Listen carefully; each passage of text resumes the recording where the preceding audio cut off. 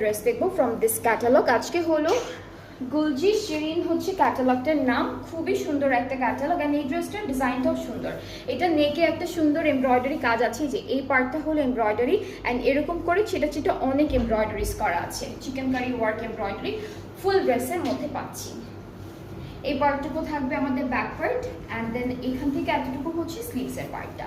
আর দুপাট্টা হলো off white, cream off white এরকম একটা কালারের মধ্যেই আছে। সো এইটা হলো আমাদের দুপাট্টা, খুবই খুবই সুন্দর। এটার মধ্যে জানে আপু